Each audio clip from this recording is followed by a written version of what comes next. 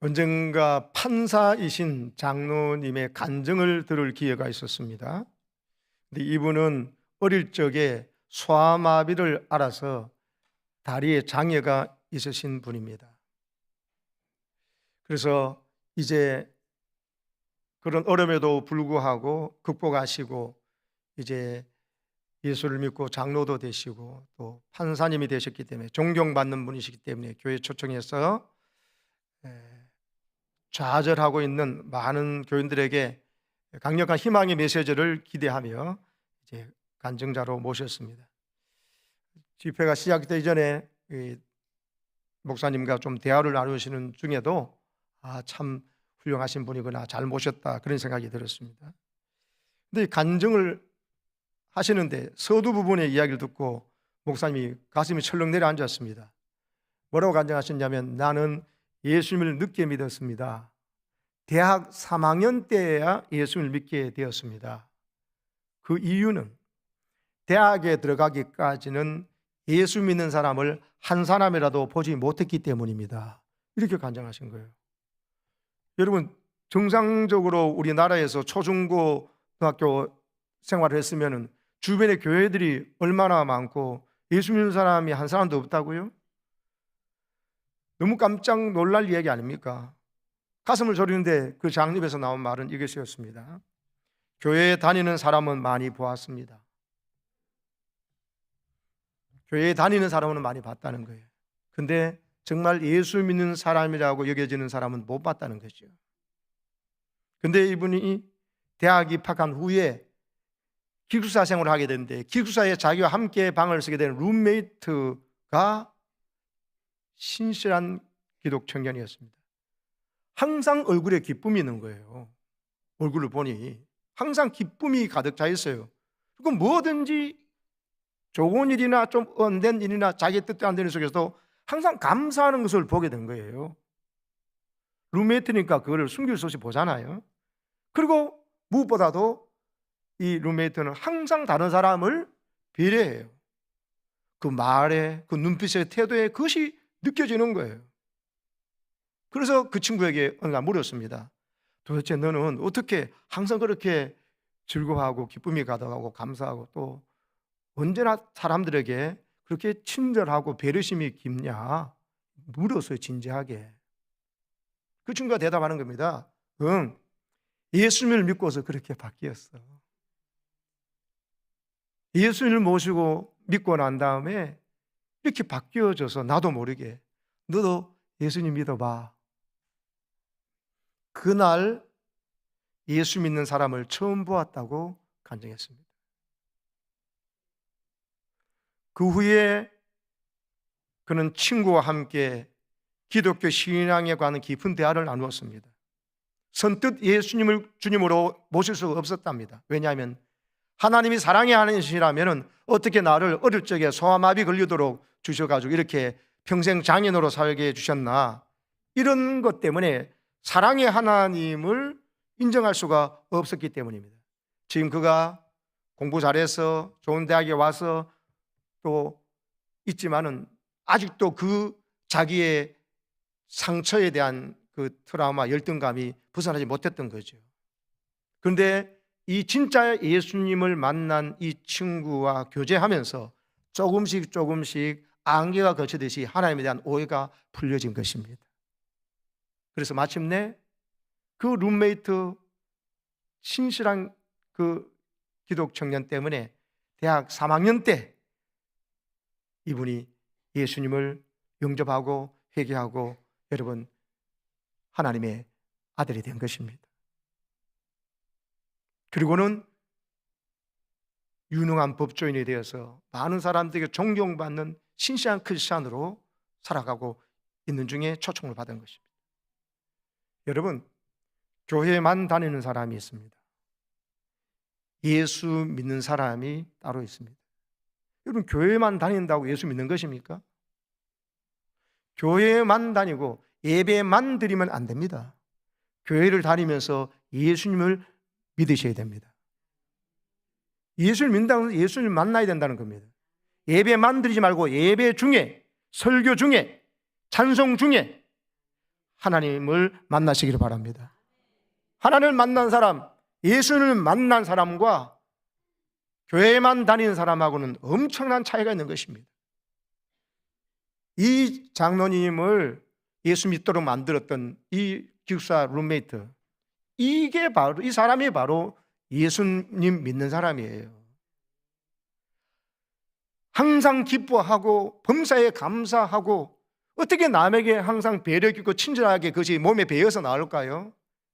내 안에 예수님이 계신 것을 늘 느끼고, 그러면서 그것이 몸에 체득이 되니 예수님을 영접했으니까 내 안에 예수님이 드러날 수밖에 없는 거죠.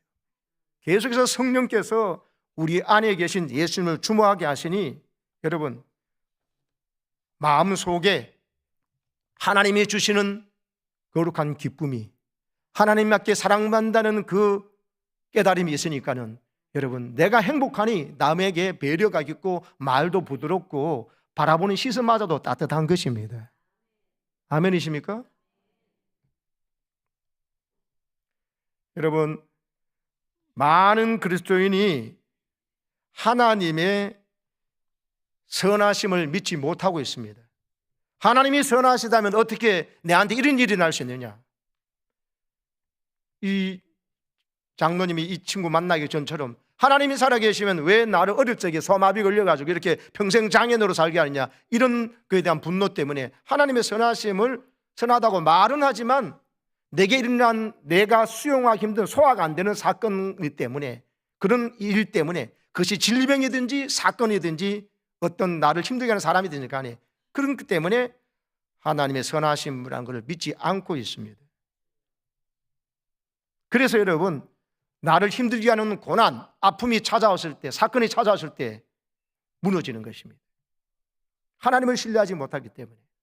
그래서 여러분, 만약에 이 장로님도 어릴 때 그 아픔이 없었더라면, 그냥 잘 나갔더라면, 여러분, 진짜 하나님을 만날 수 있는 기회가 있었을까요?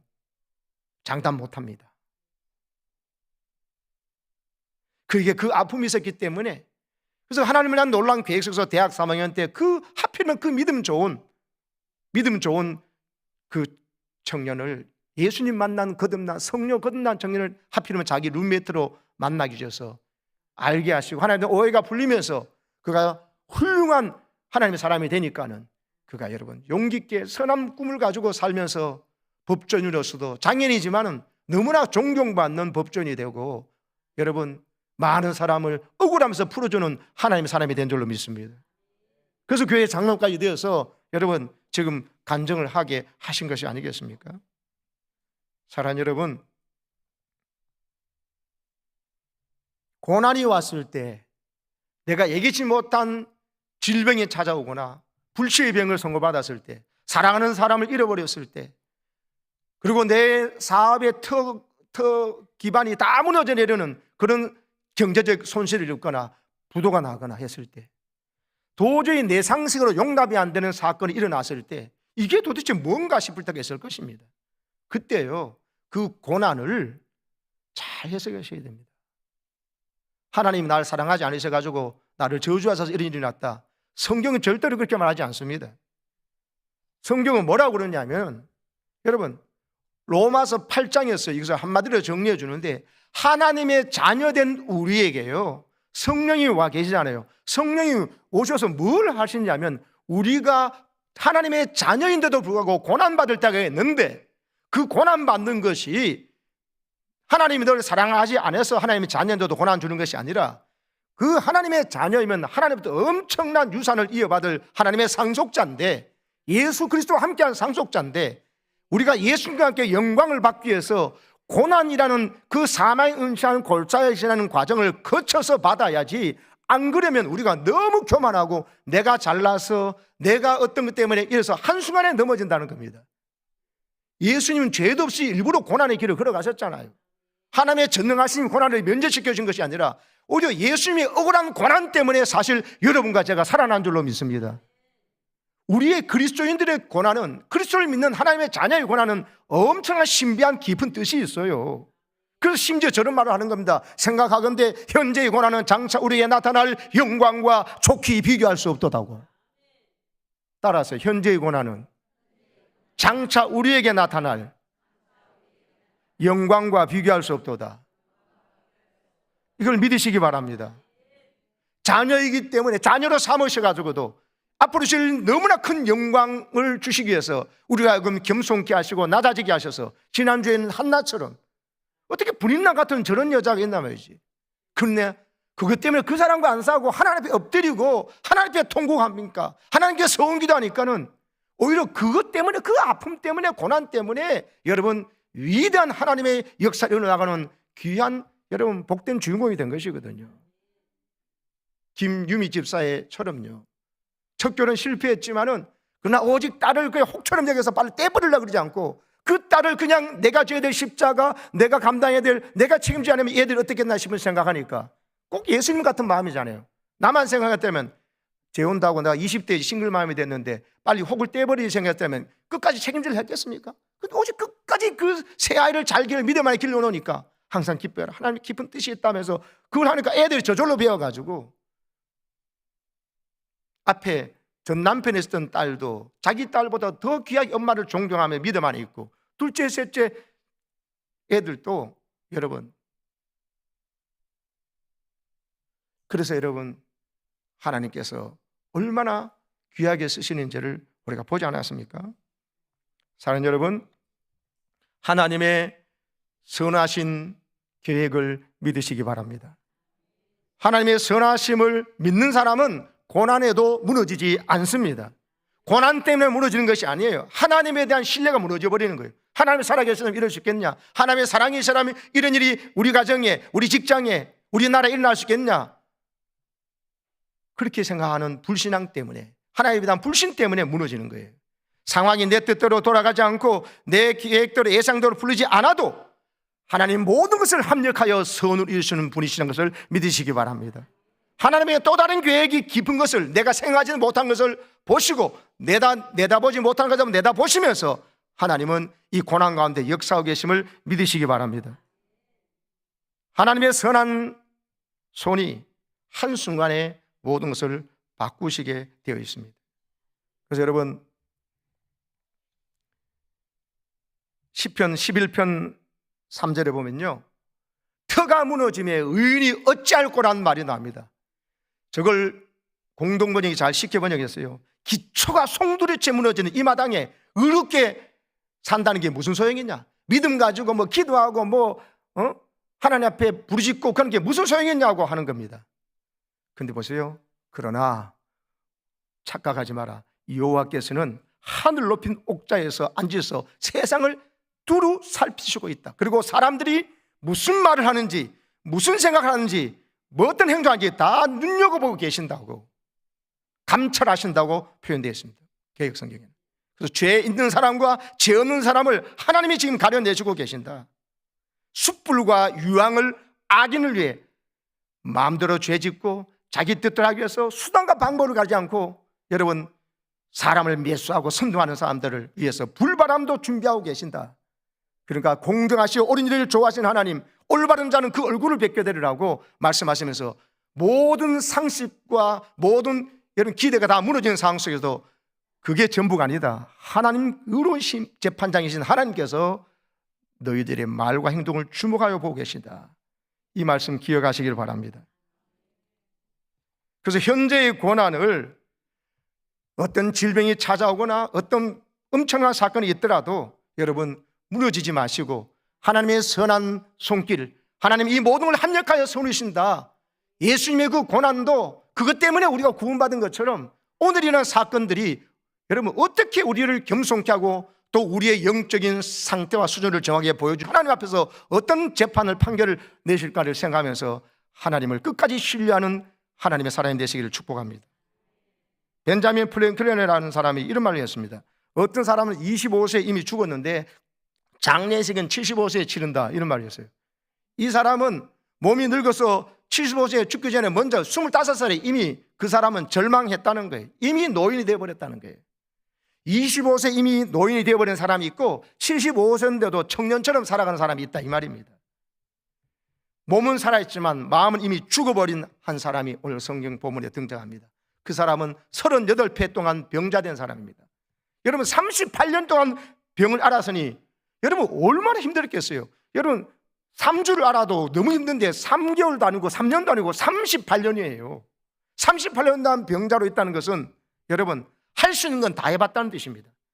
용하다는 의사는 다 만나봤고 좋은 약, 좋은 음식 다 먹어봤다는 뜻입니다. 그런데도 못 고쳤다는 것이죠. 38년을 못 고쳤으면 이제 못 고치는 겁니다. 더군다나 2000년 전입니다. 그 의술로 안 된다고 생각한 사람입니다. 그래서 어떻게 합니까? 이 사람은 자기 인생은 끝났다. 나는 아무 소망이 없다. 나는 저주받은 인생인가 보다 하면서 절망에 빠져있는 모든 자존감이 바닥을 치고 있는 사람입니다. 그래서 살아있지만 죽은 사람처럼 사는 사람을 말합니다. 여러분 인생을 살아보면 이럴 때가 있거든요. 왜 나는 남들보다 이렇게 어려울까? 남들은 다 쉽게 잘도 사는데 왜 나만 유독 이렇게 힘들까? 왜 나만 이렇게 되는 일이 없고 나만 머려도 안 되는 걸까 하는 생각이 듭니다. 여러분 그것이요 무서운 마귀가 주는 생각인 줄 아셔야 됩니다. 고난을 넘겨서려면요 오늘에 당한 이 고난과 내가 이해할 수 없는 터가 무너지는 상황을 규명했을 때 여기에 하나님이 깊은 뜻이 있을 거야 하면서 하나님을 더 생각하고 더 바라봐야 되는데 여기까지 끊질 줄 알고는 나는 딴 사람보다 더 비참해하는 순간에 여러분 우울증에 걸리게 만들고 그리고 극단적인 선택을 하게 만들고 심지어 하나님을 떠나버리고 교회를 떠나버리고 기도를 중단해버리는 이런 일이 벌어질 수 있어요. 그건 마귀가 주는 생각들입니다. 여러분 20대에 가장 자존감이 높고 뭐든지 할 수 있는 희망찬 청년들에게도 설문조사를 해봤어요. 가장 자존감이 낮은 순간이 언제냐고 하니까요 5위가 외모로 열등감을 느낄 때라고 했어요. 요즘 워낙 외모 지상주의니까 세상 그러잖아요. 그러다 보니까 외모가 좀 열등하다 느낄 때 너무 자존감이 막 낮아진다는 거예요. 4위가 친구나 상사와 갈등이 있을 때, 3위가 가족의 기대에 부응하지 못한 자신의 모습을 볼 때, 2위가 취업이 안 될 때. 그게 1위가 아니더라고요. 20대의 청년들의 가장 불행하다고 느끼는 1위가 뭐냐? 가장 자존감이 낮을 때가 뭐냐? 뭐겠습니까? 행복해 보이는 친구들의 SNS를 볼 때였습니다. 다른 친구를 보니까 다 잘 됐고 행복하고 막 이런 거 보니까 나만 왜 이렇게 힘들게 사냐고 느껴질 때 자존감이 너무 떨어진다는 거예요. 여러분 이게 바로 마귀의 전략입니다. 마귀는 우리를 무너뜨리기 위해서 봐 너만 이렇게 불행한 거야, 너만 이렇게 힘든 거야, 너만 안 되는 거야 하고 속삭입니다. 마치 나만 힘들고 세상 다른 모든 사람들은 행복한데 나만 가장 불쌍한 사람이라고 느껴지는 이 자기 연민가에 빠지게 한다는 것입니다. 그러나 그렇지 않습니다. 오늘 38년 된 병자 정말 힘든 사람이지만 그 옆에 보세요. 3절에 보면 그 안에 많은 병자가 있었다고 말합니다. 맹인, 앞을 못 보는 사람이에요. 다리 저는 사람이 있습니다. 혈기 많은 사람이 누워 있고 중풍병자가 누워 있습니다. 여러분 사람이 자기가 아프면요 자기의 아픔이 최고로 크게 느껴집니다. 그래서 착각하지 마세요. 세상에는 정말 원인을 아는 사람도 있고 모르는 사람도 있고 알지 못하는 고난 가운데서 엄청난 어려운 가운데 있는 사람들이 있습니다. 오히려 여러분 38년 병자는 자기가 가장 비참하다고 느끼지만 맹인 옆에 있는 맹인요 오히려 딴 생각할 수 있어요. 나는 그래도 눈만 뜨면 좋겠다. 아무리 아파도 38년 아파도 눈만 좀 떠가지고 좀 복이라도 해야지. 깜깜해 하나도 안 보이고 입 저주받은 인생 이렇게 생각할 수 있습니다. 어떤 사람은 중풍병 걸린 사람은요 생각합니다. 눈 뜨면 마냐고 나 내 마음대로 걷지도 못하는데 하면서 누군가는 눈만 뜨면 좋겠다고 생각하고 어떤 사람은 걷기만 하면 좋겠다고 눈 뜨고 손발 다 움직이더라도 꼼짝을 못하는 사람이 있어 모두 다가 자기의 고통이 제일 크게 느껴지는 거예요. 여러분 나만 힘든 것 같지만 우리 주변에는 나보다 더 훨씬 힘든 상황 가운데서 살아가는 사람들이 많이 있습니다.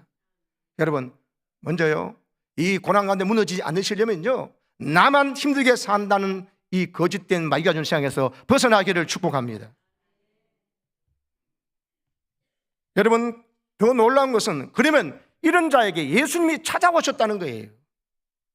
이 여러분 6월절에 예루살렘 중심으로 22km 반경 안에 있는 사람은 모든 성인 남자는 다 예루살렘으로 순례하는 것이 법으로 규정되어 있었거든요. 1년 중 가장 많은 사람들이 붐빌 때입니다. 이때가. 그런데 예수님이 유독 이때에 가장 비참하고 가장 인생에 버림받았다고 생각하는 사람들은 베데스다 연못가에 온 거예요. 왜? 거기 어떤 사람이 모인 줄 예수님이 아시니까요. 모든 사람에서 패배의식을 갖고 루저라고 생각하고 나는 이 세상은 망했다고 이렇게 생각하는 사람들이 있는 곳에 오셔가지고 거기에서 모든 사람이 아는 가장 비참한 징에 있는 38년 된 병자, 보기만 해도 예수님께서 말씀하시죠. 6절에 예수께서 그 누운 것을 보시고 병이 벌써 오래된 줄 아시고 그냥 딱 보기만 해도 핑계 오는 거예요. 저 사람이 살 소망을 잃었구나. 나는 끝이 오구나 사는 사람이구나. 제일 불쌍한 그 사람에게 예수님께서 찾아오신 거예요. 가장 불쌍하다고 생각하는 사람에게 찾아오셔가지고 예수님께서 물으신 겁니다. 네가 낫고자 하느냐고. 여러분 어떻게 보면 이 질문이요 엄청나게 자존심 상하고 모욕적인 질문으로 받아들일 수 있습니다. 아니 38년 된 병자가 모든 사람보다 절망에 쩔어 있고 자존감이 떨어졌는데 네가 낫고자 하느냐? 예수님 절대로 다른 나쁜 의도로 하신 말씀 아니죠. 이 사람이 낫고자 하는 것은 이미 그것마저도 희망을 버린 사람이 있거든요. 정말 네가 낫고자 하느냐? 그 질문이에요. 그럼요 제가 낫고 싶은데 얼마나인지 아십니까? 라고 말하지 않아요. 이 사람 대답을 보세요. 뭐라고 그럽니까? 저 물이 동하는데 이 베데스다 연못이 가끔씩 이 간헐천이라서 온천물이 계속 끓는 것이 아니라 좀 끓었다가 좀 가만히 있다가 온천 끊었다 이런 간헐천이었나 봐요. 근데 그때 제일 먼저 들어간 사람은 난다는 전설 때문에 사람들이 다 모여 있거든요. 근데 이 사람이 말합니다. 저기에 내가 제일 먼저 들어가면 나을 텐데 나를 저기 물에 넣어주는 사람이 없어서 내가 이 모양 이 꼴로 비참하게 산다고. 이 사람은 자기의 불행, 자기의 고난이 벗어날 수 있는데 안 한 이유가 뭐냐면 다른 사람들이 나를 저 못에 안 넣어줘가지고 우리 부모님이 나를 위해서 빚이라도 내가지고 했으면 됐을 텐데 한 부모를 원망하는 것 똑같아요. 누군가가 나를 조금이라도 더 도와줬으면 내가 일어났을 텐데 하면서 이 고난과 아픔의 원인을요 남이 나를 더 잘 안 해줘가지고 그렇다고. 그게 부모든지 주위의 친구든지 믿는 사람든지 간에 그런 거예요. 심지어 나도 내가 스스로 노력해봤습니다. 내가 먼저 들어가려고 해봤지만 다른 사람이 먼저 들어가나이다. 나도 내려노력을 해봤지만 다른 사람이 인감이 없는 38년 된 병자를 먼저 좀 들어가게 해주지. 그 다음에 10년이나 5년 된 사람이 나오면 되지. 내가 38년 된 병자인 거 다 알면서도 저 사람들 인간미가 하나도 없어가지고 저 사람들 때문에 내가 이 모양 이 비극으로 산다고 하는 거예요. 모든 원인을 남 탓을 하는 거예요. 낫고자 하는 소망은 이미 접었어요. 거기에 주님께서 그래 네 말이 맞다. 딴 사람들이 좀 너 가장 심각한데 너부터 좀 넣어주지 이런 말도 안 하시고요. 오히려 남에게 기회를 양보해라. 그것이 멋있는 사람들 이런 말도 하지 않았습니다. 그러면 내가 도와줄게. 내가 1등으로 들어갈게. 넣어줄게. 이 말씀도 하지 않으셨습니다. 왜요? 베데스다 연못가에 들어가 봤자 진짜 인생이 고쳐지는 게 아니거든요. 간헐천이어서 온천이어서 뭐 낫겠습니까? 그럼 나는다 하더라도 거기 1등으로 들어간다고 해서 나았다고 해서 인생이 바뀌는 게 아닙니다. 이유가 뭐냐? 보세요. 이 사람이 주님의 은혜로 낫게 됐는데 이 사람이 예수님께서 일어나 걸으라고 말씀하셨을 때 이 사람이 그 말을 되돌아서 대꾸하지 않았습니다. 누가 일어나고 싶지 않아서 안 일어났습니까? 주님 저를 놀리십니까? 하지 않았습니다. 그 말씀 속에 주님께서 자기 일어나 걸으라는 말씀 속에 자기 놈을 믿고 벌떡 일어나는데 일어나져 버려가지고 낫게 된 것입니다. 38년 된 병자면 거기 있는 사람들 다 하는 거예요. 할아버지, 아들, 손자 다 하는 사람입니다. 근데 그 사람이 나왔을 때 정상적인 사람은 어떻게 해야 돼요? 유대인들이라면 축하합니다, 감사합니다 하고 얼싸안고 같이 기뻐하고 덩치덩 춤을 춰야 되는데 10절에 이 사람이 뭐랬어요? 유대인들이 병 나은 사람에게 축하한다고 기쁘다고 하는 게 아니라 네가 자리를 들고 가는 것, 38년 된 병자가 못 일어났다 일어나 가는데 그거 옳지 않다고 정죄하고 있어요. 안식일 날 걸어간다고. 이게 사람입니까? 건강한 유대인인데 건강하지 못해요. 정신이 건강하지 못하고 영이도 건강하지 못하고 이 사람들이 진짜 치료받아야 될 환자들인 거예요. 오히려 38년 된 병자는요 예수님을 만난 기회가 되었습니다. 그거 가장 비참한 고난 때문에. 그리고 예수님을 이제는 증거합니다. 그 사람이 누구냐 그랬을 때 저 PPT 한번 보세요. 예수가 나를 낫게 했다고 여러분 증언합니다. 자기를 고친 이는 예수라고 그 사람들에게 증언합니다. 누가 이리 고쳤냐고 했을 때. 근데요 건강하다고 했던 유대인은 어떻게 합니까? 안식일에 사람 고쳤다고 38년 된 병자를 고친 분이라면 이분이 하나님의 메시아가 맞네, 이분의 말씀이 권세가 있더만, 이걸 보니까 정말 하나님의 메시아가 맞구나 하는 게 아니라 유대인들이 예수를 박해하기 시작했어요. 18절에 가면 예수를 더 죽이고자 했어요. 박해를 넘어서 더 죽이고 했어요. 지금 누가 환자입니까? 누가 저주받은 인생이 돼버렸어요? 여러분, 건강하다는 사람, 나에게는 38년 병도 없고 나 이렇게 오랜 병도 없어, 나는 믿음 생활을 잘해서 내가 잘났기 때문에 이렇게 건강한 거야, 아무 고난도 없는 거야, 착각하지 마십시오. 오히려 내게 남이 없는 고통과 아픔이 있는 것은 한나에게처럼 하나님이 그의 고통을 사용하셔서 기도하게 하셔서 이 나라를 살릴 위대한 하나님의 귀한 인물을 그 고통받는 여인에게 주셔서 새 역사를 만드시려고 하시는 하나님의 선한 뜻이 있었던 것입니다. 그런 것처럼 내게 아무 고난과 고통이 없는 것이 좋은 것이 아니고, 건강하다면 건강해 주신 이유를 깨달아서 아까 그 청년처럼요, 고난, 아픔, 소아마비 걸린 자기 친구에게 항상 기뻐하고 모든 데 감사하며 친구의 배려 넘치는 희절에서 내 안에 드러난 예수를 드러낸 인생을 살아야 되지. 아프고 고통당한 자는 죄가 많아서 그럴 것이다 생각하고 자기 우월의식에 빠지는 것은 엄청난 여러분 하나님의 도전입니다. 무서운 것입니다. 여러분, 심지어 예수를 박해하고 심지어 이제는 박해를 넘어서 죽일까지 앞장서는 사람이 되어가지고 결국 이 사람들이 어떻게 됐어요? 예수님을 십자가에 못 박는 일에 선동질하는 사람이 되었어요. 빌라도를 겁박해서 밀란이 일어나면 빌라도가 총독으로서 로마 황제에게 점수가 깎이면 그 다음 로마 총독을 예상 못하니까 그 겁박해가지고 많은 사람들이 밀란이 일어난 것처럼 해서 결국은요, 죄가 예수님이 없는 것을 빌라도가 알았어요. 그럼에도 불구하고 시기 질투로 그들을 넘어진 줄 안다고 성경에 기록되어 있잖아요. 빌라도가 그런 줄 알면서도 더러운 재판을 해서 예수를 십자가에 못 박으라고 강도 바라바를 놔주고 예수를 십자가에 못 박는 일에 자기들이 원하는 재판 결과를 얻어내버렸어요. 이 사람들이요, 38년 된 병자가 나았는데 기뻐하고 그를 고친 예수님을 믿는 일에 앞장서는 자들이 아니라 이들이 대제사장이고 율법학자들이고 서기관들이고 바리새인들이었습니다. 예루살렘 성전을 들락날락하는 사람이었어요. 그러나 예수를 믿는 사람은 아니었죠. 예수님 앞에서 만난 38년 된 병자는 예수를 만났는데 건강하다는 유대인들은 예수를 만나지 못하니까 예수를 죽이는 일에 앞장서는 것입니다. 여러분, 이런 일이 우리에게 일어나지 않기를 축복합니다. 우리에게 당한 고난과 아픔 사건 때문에 더 겸손하게, 여러분, 겸손하게 하나님의 뜻을 생각하다 보면 주님 내게 찾아져서 절망을 버리라고 이 베데스다 연못가에 들어가서 낳는 것이 아니라고. 베데스다는 오히려 자비의 집이라는 뜻이에요, 베데스다가. 근데 자비의 집이 아니라 가장 무자비한 집이었죠. 왜? 한 사람한테 가서 나으니까. 그리고 가장 병이 덜한 사람이 가서 나아. 38년 된 병녀나 막 진짜 거동 힘든 사람이 제일 중요한 사람이 들어간 게 아니라 발에 무좀 있는 사람이나 뭐 좀 이런 사람이 제일 먼저 들어갔겠죠. 오히려 더 비참하게 만드는 곳이에요. 그래서 하나님, 예수님은 이 베데스다에 들어가도록 내가 1등으로 넣어줄게 하지 않으시는 겁니다.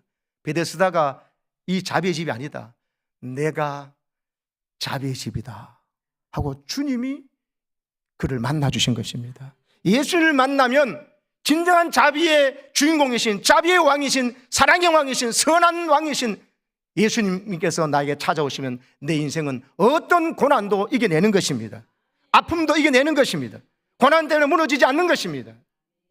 아멘이십니까? 19세기에요 러시아에 예수 믿는 사람이 몇 명 정도 있었는지 아십니까? 19세기에 러시아 동방정교회가 아주 흥황했거든요.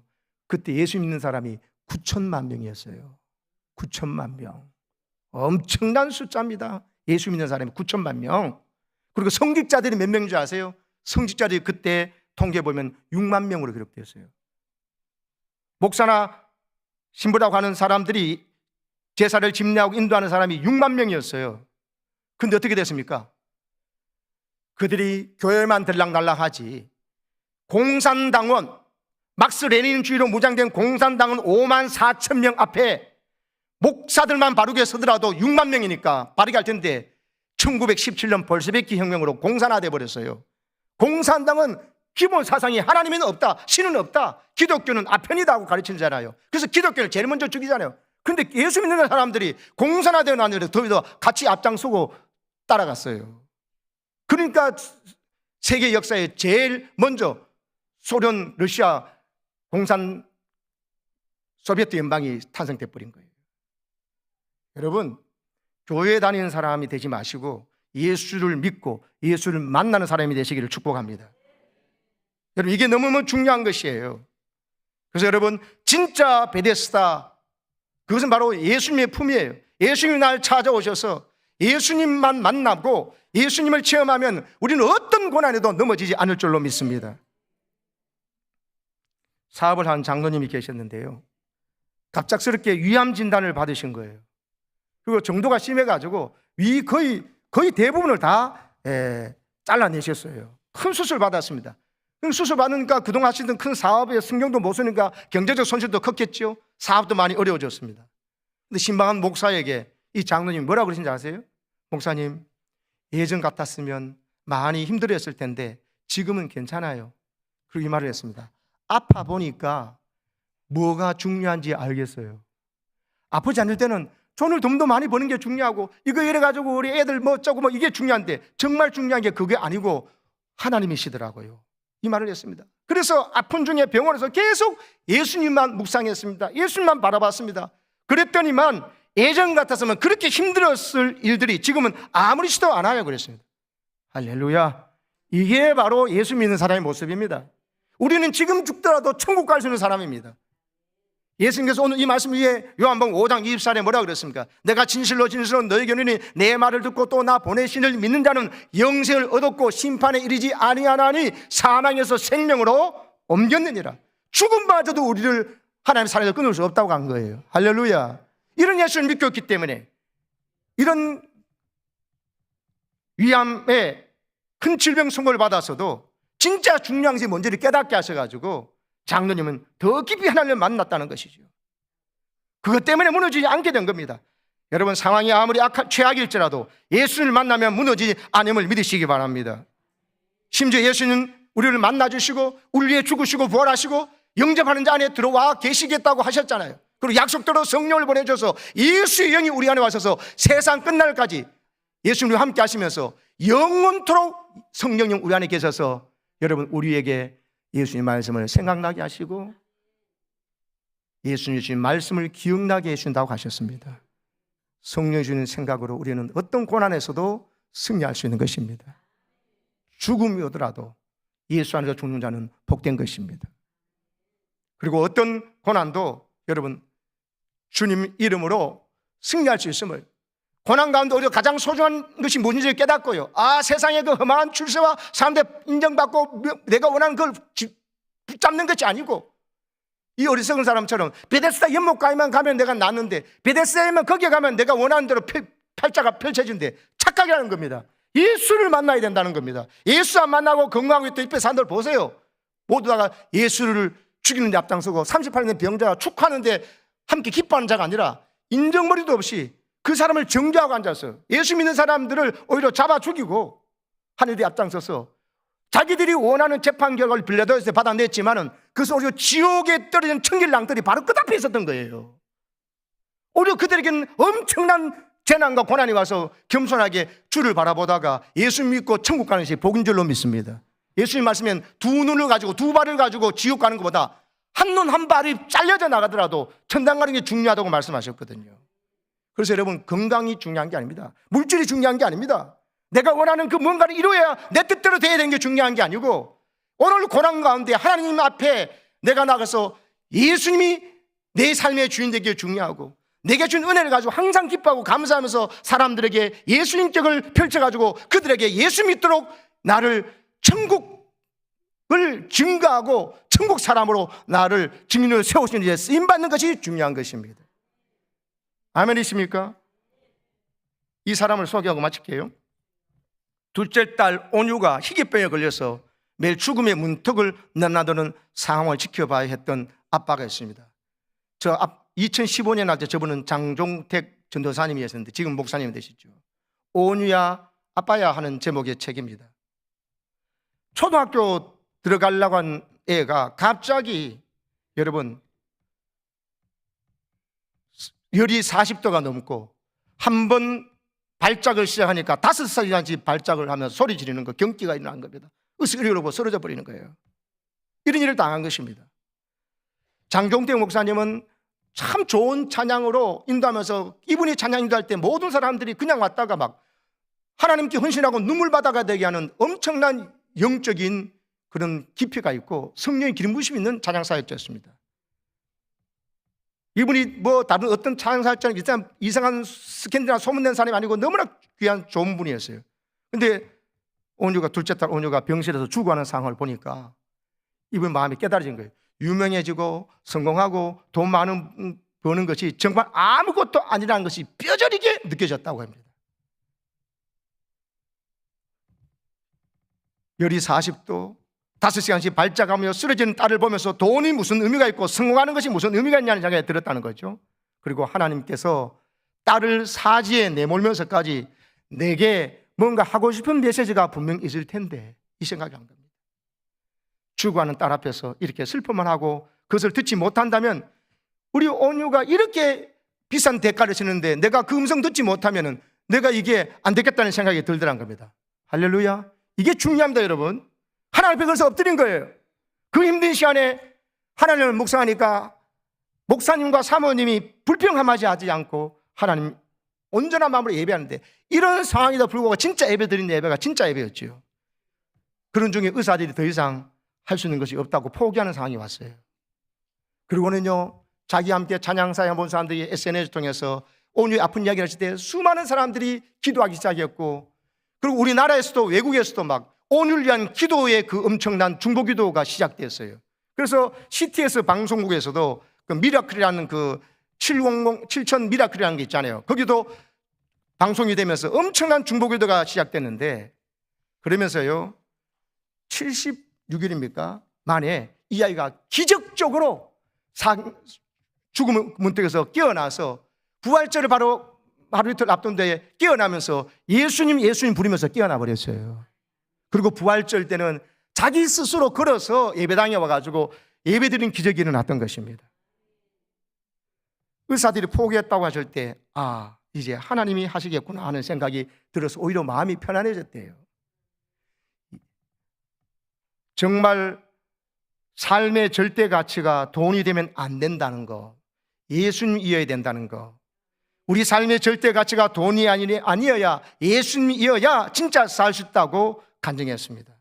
온유의 아픔을 통해서 정말 하나님을 믿는 것, 예수를 믿는 것이 무엇인지, 그리고 내 뜻대로 안 되고 내 계획과 다른 터가 무너지는 상황이 되었을 때도 하나님의 주목하여 보심을 알고 그 순간에 내가 하나님을 신뢰합니다. 하나님의 놀라운 계획이 있고 하나님 나를 더 유익된 뜻인 줄 믿습니다 하고 고백하고 사는 것이 믿는 것이라는 것이죠. 사랑하는 여러분, 오늘도 여러분을 힘들게 하는 사건이나 고난과 어떤 무서운 질병이나 또 이해 못할 소화가 안 되는 사건이 있습니까? 여러분, 하나님께서 사랑하는 자에게 고난 주신 것은 이해 주실 영광과 좋게 비교할 수 없는 영광과 선물이 있기 때문에 깨달으시고요. 여러분, 하나님도 믿고 의지하시기 바랍니다. 하나님을 바라보시기 바랍니다. 그리고 하나님 앞에 나와서 더 겸손히 예배하고 기도하실 때 하나님은 오히려 가장 비참했던 38년 병자가 이 순간에 가장 이 사회에서 가장 믿음이 좋고 예수를 증거하는 모든 사람에게 예수를 증거해서 함께 행복에 초대하는 주인공으로 삼아 주셨습니다. 이 은혜를 우리 온 성도들이 누리시기를 주님의 이름으로 축원합니다. 아멘. 네.